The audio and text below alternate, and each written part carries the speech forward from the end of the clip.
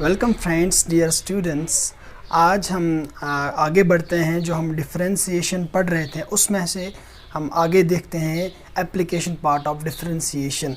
तो सबसे पहले हम रिपीट करते हैं हमने क्या देखा था लास्ट लेक्चर्स में। हमने सबसे पहले डिस्कस किया हुआ है कि डिफरेंशिएशन का जियोमेट्रिकल मीनिंग क्या होता है।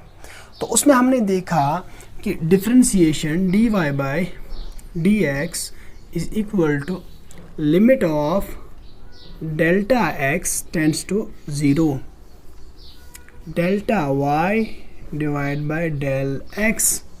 Okay, this is differentiation of y with respect to x. ये मैंने आपको अच्छे से समझाया था।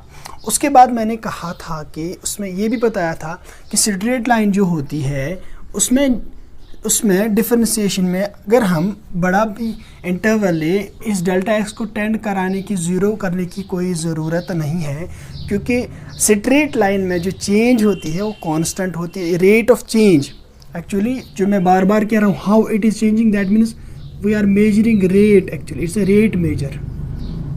Okay, it is a rate measure, rate of change. How it is changing, not only it is changing but how it is changing fast with respect to other variable, changing slowly, increasing, decreasing, remaining constant, all that things we have already deal with.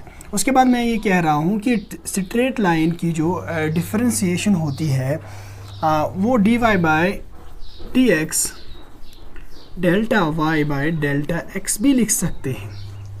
Okay, क्योंकि straight line की जो change होती है that is constant. The nature of change of straight line is constant, और I may say the slope of a straight line is constant, that does not change with respect to other variable. So ये वाली जो equation है ये हम इस तरह से भी लिख सकते हैं कि ये एक तो हमें पता ही है फॉर स्ट्रेट लाइन है, और दूसरी बात straight line and other thing is for small change, for small change of any function। किसी भी फंक्शन की छोटी चेंज के लिए, इतनी छोटी change where delta x is tending to 0, अगर हमें उधर से बताया गया ये सब चीज़ कि चेंज बहुत छोटी है, तो that time we can say dy by dx is equal to delta y by delta x। Okay, because जब हम छोटी चेंज लेते हैं तो हमारा सीकेंट को स्ट्रेट लाइन बन जाता था, टेंजेंट बन जाता था, और टेंजेंट तो स्ट्रेट लाइन ही होता है ना। तो और वो उस एक पॉइंट को रिप्रेजेंट करता है, दैट मीन्स हम उस पॉइंट पे चेंज देखते हैं। उसके बाद हमने देखा था कि बहुत सारी डिफरेंशिएशन के तरीके कि हम सोलो कैसे करें, क्योंकि सोलो करना हमारे लिए है, फिज़िक्स पढ़ना है हमने, तो इसमें हमें सोलो करना पड़ेगा बहुत सारी चीज़ें। तो वो हमने देखी थी किस तरह से सोलो किया हमने, और उसमें हमने डिफरेंट रूल्स भी देखे थे। कुछ फंक्शंस होती है इम्प्लिसिट फंक्शंस।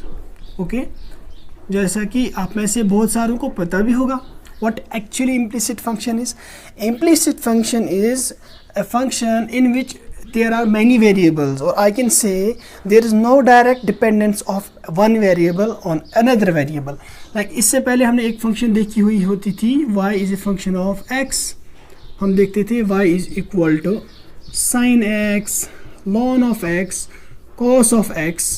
लेकिन कुछ फंक्शन हम ऐसे भी देखेंगे जहाँ पर डायरेक्टली नहीं होगा साइन y इज इक्वल, और हम डायरेक्टली y को as a function of x नहीं कह सकते, बल्कि वहाँ पर y का वैल्यू x पे भी और अपने वैल्यूज़ पे भी डिपेंड कर सकता है। लाइक हमारे पास अगर फंक्शन एक हुई y is equal to sine of x plus ln of y, अगर इस तरह से हमारे पास एक फंक्शन है तो ये एक इम्प्लिसिट फंक्शन हो गई, because there is no direct dependence of y on x। और sometimes we can have here y sine of x plus ln of y। तो यहाँ पर जितने सारे रूल्स हैं वो सब रूल्स लगेंगे जो हमने ऑलरेडी पढ़े हैं, लेकिन यहाँ पर आपको कुछ चीज़ें ध्यान में रखनी है। एक एग्जाम्पल से मैं आपको समझाऊंगा। Like for example y is equal to sine of x, अभी जो हमने लिखा था ln of y plus ln of y। So यहाँ पर अगर हम डिफरेंशिएट करेंगे, डिफरेंशिएटिंग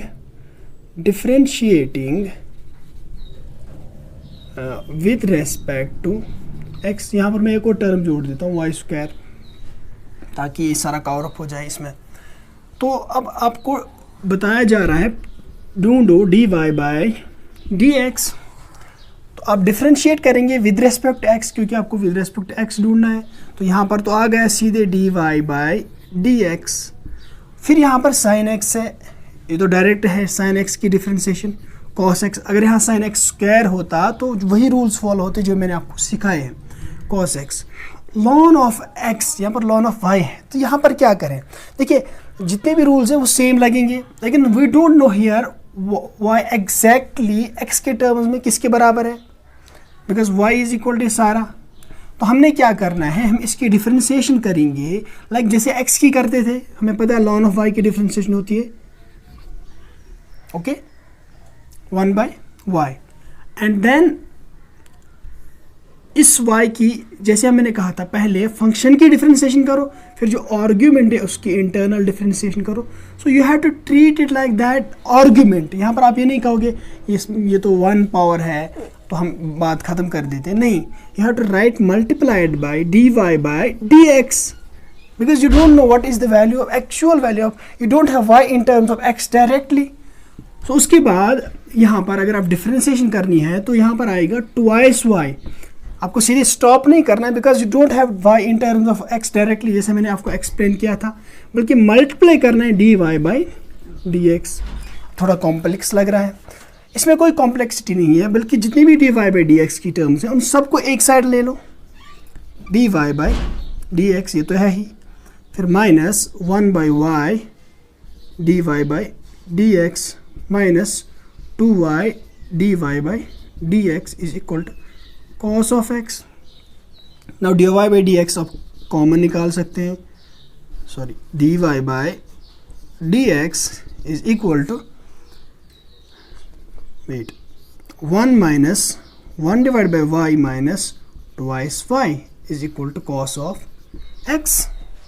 ओके तो ये जो सारा है इसको डिवाइड में लेंगे अब, दैट मीन्स dy by, यहाँ पर मैं लिखता हूँ dx is equal to cos of x divided by 1 minus 1 divided by y minus twice y। बात आई समझ? तो 1 minus 1 by y minus twice y, that means जो हमारी डिफरेंशिएशन निकली that is also not directly dependent on x, that is also dependent on the values of y। जैसे y was depending on values of on its own values here, so likewise its differentiation is also dependent on this x and values of y। तो जब भी इस तरह के questions आपको मिलेंगे, दिखने को मिलेंगे, तो you have to follow like this, okay। एक छोटी सी एग्जांपल और एक लेता हूँ मैं। फॉर एग्जांपल let's suppose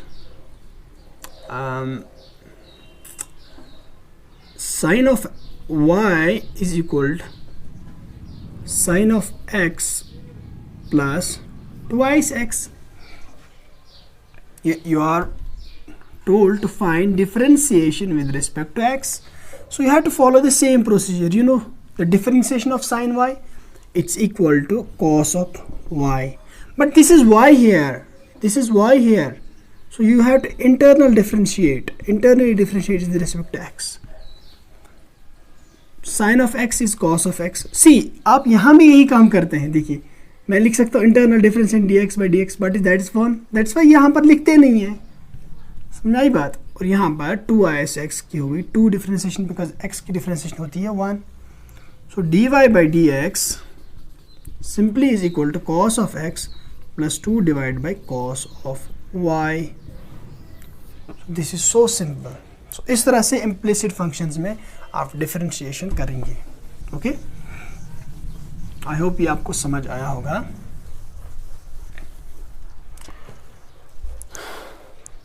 तो अब हम आगे बढ़ते हैं, जो एप्लीकेशन पार्ट है ना, लेकिन पहले हम एक क्वेश्चन लेते हैं।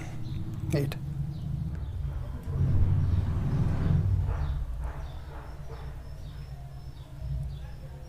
HC Verma is a great book, you should consult HC Verma। अगर आप HC Verma को अच्छे से सॉल्व करते हैं, मैं भी हेल्प करूँगा सॉल्व करने में। आगे आने वाले लेक्चर्स में, तो you can find that H.C. Verma is a great book. If you wanna go for NEET or even JEE, you can get a good score there if you solve H.C. Verma, but you have to solve it with concepts. गोटा रट्टा लगा के नहीं solve करनी, formula लगाओगे निकालोगे।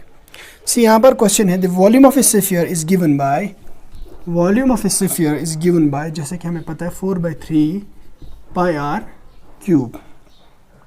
Find the rate of change of volume with respect to r. Okay, r is radius. Okay, so this is simply v is a function of r, because 4/3 it is a constant, pi is a constant, that means v here is a function of r, यानी इसका volume depend करता है कितना radius होगा। Okay, so ये कह रहा है find the rate of change of volume with respect to r. तो rate of change of volume with respect to r हमें ढूंढना है सबसे पहले। So this is very simple, dv by dr will be equal to, rate of change means differentiation, this will be equal 4/3 coefficient है, और इसकी differentiation r cube की क्या आ जाएगी 3r square, 3 and 3 will cancel out, r cube की आ गई power down power -1, ये बाकी सेम है, सो ये आएगा 4 pi r square. Okay, 4 pi r square. उसके बाद क्या कहा, find the change in volume in the sphere as radius is increase from 20.0 to 20.1 centimetre. Assume that rate does not appreciably change between r equal to 20 to 20.1। देखिए अभी मैंने आपको एक concept समझाया, कहा कि आपको यहाँ पर बताना है चेंज इन वॉल्यूम क्या होगा अगर चेंज ऑफ रेडियस जो है वो दिया गया है हमें, और वो बहुत छोटा दिया है। इसने कहा रेडियस चेंज हो रहा है कितना 20.0 to 20.1, इसका मतलब बहुत स्मॉल चेंज है, जैसे मैंने कहा था बहुत स्मॉल चेंज है। और ये वहीं से कह रहा है कि इस वक्त स्मॉल चेंज है हमारी, और इस स्मॉल चेंज में हमारा जो dv/dr है, यानी rate, that is not changing. That's obvious because we have taken a small change. Sometimes it can vary, but here in this case he has told that it does not vary at all. इतना small radius बढ़ाने से volume में कोई appreciable change, rate of change नहीं होगी। तो बता रहा है कि change of volume क्या होगी, since मैंने आपको कहा है जब change बहुत small होगी at that particular point of time, del v by delta r will be equal to dv/dr. Okay, so delta v, that means change in volume, will be equal dv/dr is how much, 4 pi into r cube. Radius is given, I think radius is yes, radius is 20, as we know radius तो 20 है ना। हाँ, पहले का radius जो है 20 है, that is 20 का square multiplied by how much change is there, 20.01, that means delta r, which is equal to 0.1.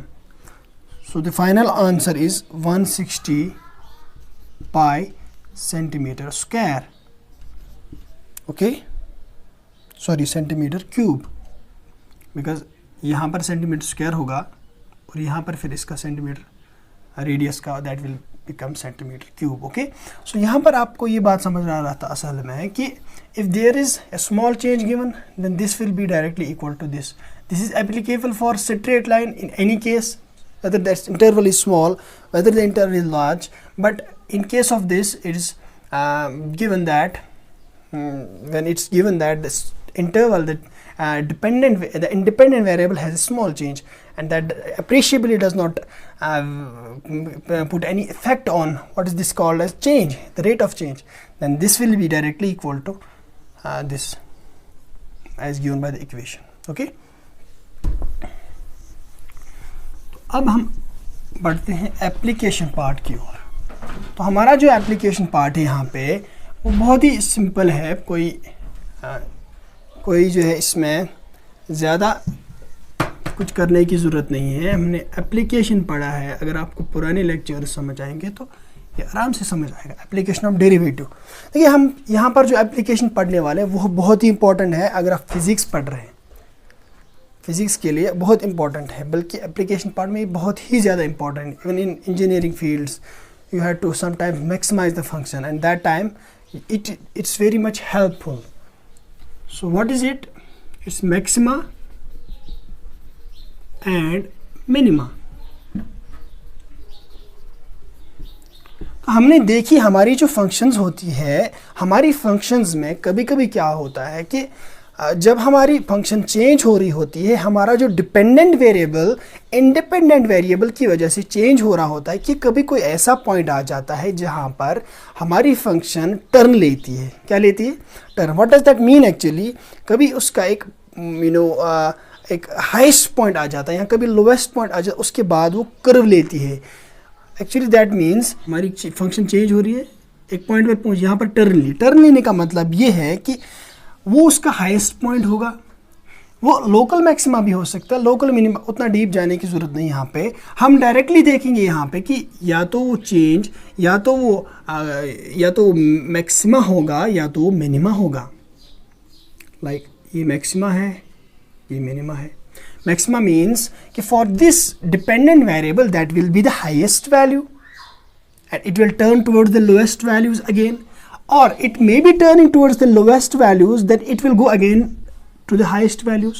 So it can happen sometimes that we will get the highest value of the function, and that will be the highest value of the dependent variable. Here it's y. इसी तरह से, लेकिन ये कब होगा? कभी भी हो सकता है. हम बढ़ा रहे हैं x का वैल्यू, एक पॉइंट आ जाता है जहाँ पर मैक्सिमम वैल्यू आ जाता है. इसी तरह से एक पॉइंट आ जाता है जहाँ पर मिनिमम वैल्यू आ रहा है हमारा, तो इसको हम कहेंगे maxima. So this point is what? Maxima, and this point is minima. What here actually is the point of interest is that when we are changing, when we are moving towards maxima, then when we shift towards the lowest points, when we have a decreasing slope, here we have an increasing slope, यहाँ पर हमारा decreasing slope है. What we actually feel, what we encounter here is that there at the point of maxima, the change, it does not actually change. जब ये turn ले रहा है, so at that particular point, the differentiation dy by dx is equal to 0. Because if you put slope here, it will be a straight line parallel to x-axis. If you put a slope here, it will be a straight line parallel to x-axis. What actually it means that at this instant of time, at this instant of the dependent variable here independent variable, there is no change in y variable. That means slope is 0, or we can say differentiation is 0. That means our dependent variable is not changing with respect to the independent variable at the points of maxima or minima. Okay. So this is maxima. This is the concept of maxima and minima. तो इसको थोड़ा सा example से मैं समझाता हूँ. मैं इसको. आप आप मुझे बताओ, जो हमारी लीनियर इक्वेशन है होती है, वो किसकी इक्वेशन होती है? स्ट्रेट लाइन की. सो अगर मैं कहूँ y is equal to 4x plus 9, क्या इसका मैक्सिमा मिनिमा आप डिफाइन कर सकते हैं? नहीं कर सकते. Because for a straight line the graph will be look like this. There will be no point where you can say this is the maximum point until and unless यहाँ पर ये हमें डिफाइन नहीं हो कि this is between these two intervals. अगर मैं interval दिया गया तो हमें वो पता है highest interval will be the highest point, lowest will be the lowest point, और even sometimes if the slope is decreasing तो यहाँ पर हमारा लोएस्ट होगा, यहाँ पर हाईएस्ट होगा. वो लेकिन वो उस कंडीशन में जब हमारा इंटरवल दिया होगा कि बस भाई साहब आपको यहाँ से यहाँ ही तक देखना है. लेकिन in general there are no maxima and minima for a straight line. That's why when we differentiate a straight line, dy by dx, it will be x की differentiation कितनी होती है? 1 होती है, तो यहाँ पर 4 आएगा. So this comes out to be 4. So changing variable dy with respect to dx is equal to 4. Can this be equal to 0? No. So that's why we cannot define maxima or minima for a straight line. Okay. Then if we search for parabola, it will be a quadratic equation 4x square plus 2 for example. अगर आपको ये कहा जाता है कि इसका जो है मैक्सिमा या मिनिमा किस पॉइंट पे निकालना है, किस पॉइंट पे होगा, तो आप कहोगे उस पॉइंट पे डिफरेंशिएशन होगी बराबर 0 के. ओके, अब आप इसकी डिफरेंशिएशन कर लीजिए. Power down, power minus 1 4 4 2 are 8, that means 8 directly मैं लिखूँगा 8x plus 0 is equal to 0. Okay, 8x plus 0 is equal to 0. So 8x is equal to 0. So x is equal to 0. So that's the case of parabola, because at x is equal to 0 there is a minima. There can be a minima for a parabola or there can be a maximum for a parabola. In this case, in a general parabolic equation 4x square, or if I say only 4x square also. Okay, अभी आपको इसमें detail में नहीं जाना चाहता, फिलहाल ये आप देखो it's x equal 0. So that means at x equal 0 it there can be a maxima और there can be a minima. Likewise हमारे पास अगर क्यूबिक इक्वेशन होगी तो उसमें हमारे दो मैक्सिमा, या तो मैक्सिमा मिनिमा होगा या तो मिनिमा मिनिमा होगा. तो you can see y is equal 4x cube plus 3x square plus 2x. If I am told to find this maxima dy by dx, it will be equal to 4 3 are 12 x square plus 6x plus 2. Now what you need to do is actually you need to solve this equation. Okay, you need to solve this equation. Yes, so जब आप इसको solve करोगे आपको दो roots निकलेंगे. Quadratic equation से solve कीजिएगा तो वो दोनों आपके या तो मैक्सिमा हो सकते हैं या तो मिनिमा हो सकते हैं. ओके, तो एक और एग्जांपल लेता हूँ मैं, एक आसान से जिसमें हम डायरेक्टली निकालेंगे, इसमें क्वाड्रेटिक इक्वेशन ना लगे. y is equal 4x square plus 2x. So if you want to see where our maxima और minima lies, you have to check it. dy by dx is equal to 4 2 are 8x plus 2. You know at that point our differentiation will be equal to 0. That means 8x plus 2 is equal to 0, 8x is equal to minus 2, x is equal to minus 2 by 8. That means ये point आपको समझने की ज़रूरत है. That means at x is equal to minus 2 by 8, that's somewhere here, minus 2 by 8, somewhere here. We can have a maxima or a minima. We don't know it whether it's a maxima or a minima, but the point we have got where we can have maxima और minima और minima. Okay, सो अब यहाँ पर सबसे बड़ा challenge है हमारे लिए कि वो मैक्सिमा होगा या मिनिमा होगा, ये हम कैसे देखें, ये हम कैसे देखें. उसके लिए एक आसान सा टेस्ट है. I will make this graph again.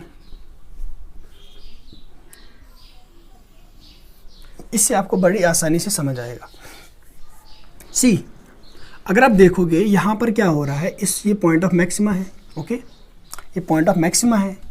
इस पॉइंट से पहले जब आप इंक्रीज कर रहे थे, तो आप जब जा रहे थे, जब यहाँ से वेरिएबल्स बढ़ रहे थे, तो आपका जो स्लोप है वो डिक्रीज होता जा रहा था. देखिए पहले ज़्यादा स्लोप था, फिर कम हो गया, फिर एक पॉइंट आ गया आपका स्लोप 0 हो गया. ओके, फिर डिक्रीज हो गया स्लोप. इसका मतलब एट मैक्सिमा स्लोप को क्या हो रहा है, slope means dy by dx, और आई में से स्लोप सीधे. ये बहुत इंपॉर्टेंट है समझना. या तो मैं गोटे से भी कह सकता था आपको, लेकिन ये समझना बहुत बड़ी चीज़ होती है. dy by dx in slope, आपका स्लोप जो है वो डिक्रीज हो रहा है. dy by dx पहले ज़्यादा था, यानी जब आप एक ग्राफ पे बनाओगे, dy by dx का ग्राफ बनाओगे, पहले ऐसे आएगा, फिर आपको एक पॉइंट ऐसे आएगा, फिर आपको एक पॉइंट ऐसे आएगा. dy by dx आपका डिक्रीज होता जा रहा है, क्योंकि पहले स्लोप ज़्यादा था, फिर 0 हो गया, पहले हाई था, फिर 0 हो था, फिर लो हो गया, फिर 0 हो गया, फिर नेगेटिव आ गया. In short if I see that, if I look towards this point, थोड़ा इससे पहले स्लोप इंक्रीजिंग था, पॉजिटिव स्लोप था, पॉजिटिव था, और इस पॉइंट पे जीरो था और उसके बाद नेगेटिव था। तो dy बाई डी एक्स के साथ क्या हो रहा है, dy बाई डी एक्स के साथ ये डिक्रीज हो रहा है। यानी अगर इसको किसी दूसरे ग्राफ पर प्लॉट किया जाए dy बाई डी एक्स को, ये x यहाँ से है, ये dy बाई डी एक्स रखें, तो आप ये देखोगे कि आपको पहले dy by d x positive था, फिर इस तरह से आपको dy बाई डी एक्स कहीं पॉजिटिव था, किसी भी पॉइंट पे पॉजिटिव था, फिर dy by d x zero हो गया, ये पॉइंट आ गया हमारा, फिर dy by d x decrease हो गया, तो आपको कुछ इस तरह से मिलेगा। ओके, ज़रूरी नहीं स्ट्रेट लाइन हो, मैं समझाने के लिए बता रहा हूँ। ये इस तरह से आपको पहले dy बाई डी एक्स पहले पॉजिटिव था, उसके बाद ज़ीरो आ गया, उसके बाद नेगेटिव हो गया। दिस मीन्स अगर हम इसका स्लोप अब निकालें, इस dy बाई डी एक्स का, यानी हम डी बाई डी एक्स किसका निकालें, dy बाई डी एक्स का, वो स्लोप जो होगा, वो जो स्लोप होगा वो नेगेटिव होगा, because dy by d x decreasing slope दिखा रहा है। पहले पॉजिटिव था, फिर ज़ीरो हो गया, फिर नेगेटिव हो गया। तो ये इसका जो बिहेवियर है वो डिक्रीजिंग बिहेवियर है, यानी स्लोप नेगेटिव हो जा रहा है इसका। पहले पॉजिटिव, ये dy बाई डी एक्स है, यहाँ से x है, फिर यहाँ पे ज़ीरो, फिर यहाँ पर। तो इसका मतलब अगर हम चेंज देखें किसकी, dy by rate of change देखें dy बाई डी एक्स की, वो नेगेटिव होगा, वो लेस देन ज़ीरो होगा। जैसे कि हमें देखने को मिल रहा है नेगेटिव स्लोप है, आप बढ़ रहे हो, अब बढ़ रहे हो, अब बढ़ रहे हो, लेकिन स्लोप डिक्रीज हो रहा है। सो तो सिंपल सा टेस्ट है कि आप उस पॉइंट पे, यानी x इक्वल टू माइनस 2/8 पे अगर आप डबल डिफ्रेंशिएशन देखो कि डी स्क्वायर वाई, इसको अगर लिखें इसको हम कहते हैं double differentiation, that will be less than zero. At what point, at जिस पॉइंट पे हमारा ये मैक्सिमा और मिनिमा आया था, here at is equal x equal minus 2/8। Okay, ये बात समझ आई आपको? फॉलो कर रहे हो ना? फॉलो करो, लाइक करो, शेयर करो, सब्सक्राइब करो। तो इसी तरह से अगर आप देखिए यहाँ पे ये मिनिमा है हमारा, इस मिनिमा पे स्लोप क्या है, क्योंकि चेंज नहीं हो रही, y है या x है, तो इस पे ज़ीरो है। उससे पहले हमारा नेगेटिव स्लोप था, उसके बाद हमारा फिर से पॉजिटिव स्लोप आ रहा है क्योंकि बढ़ रहा है। दैट मीन्स अगर हम देखें dy by d x at minima, पहले नेगेटिव था, उसके बाद ज़ीरो हो गया, उसके बाद पॉजिटिव हो गया। दिस मीन्स कि हमारा अगर ग्राफ बनाना हो इसका, अगर हम इसको ग्राफ बनाएं किसका, dy बाई डी एक्स एक साइड रखें, यहाँ से dy बाई डी एक्स है, ना कि y है, dy बाई डी एक्स है, और यहाँ से x है। तो पहले हमारा नेगेटिव है, यानी dy by d x negative है। सो dy बाई डी एक्स ये लाइन है, ये है, तो कहीं नेगेटिव यहाँ पर है फॉर एग्जांपल। उसके बाद हमारा ज़ीरो आ रहा है, उसके बाद तो हमारी एक स्ट्रेट लाइन, अगर हम, मैं मिसाल के तौर कह रहा हूँ कि स्ट्रेट लाइन है, तो हमारी अगर स्ट्रेट लाइन इस तरह से होगी तो वो एक पॉजिटिव स्लोप दिखा रहा है। That means d by d x किसका, dy बाई डी एक्स, कि उसका ग्राफ ये है, वो है ग्रेटर देन ज़ीरो, पॉजिटिव। तो d square y divide by d x square will be equal greater than zero at that point. यानी जिस पॉइंट पे हम देखना चाहते हैं उस पे हमारा जो डबल डिफरेंशिएशन है वो क्या निकलेगी, ग्रेटर देन ज़ीरो निकलेगी, पॉजिटिव निकलेगी। तो तब क्या होगा, मिनिमा होगा। ये मैंने आपको यहाँ समझाया किस तरह से, और यहाँ पर मैक्सिमा होगा। ओके,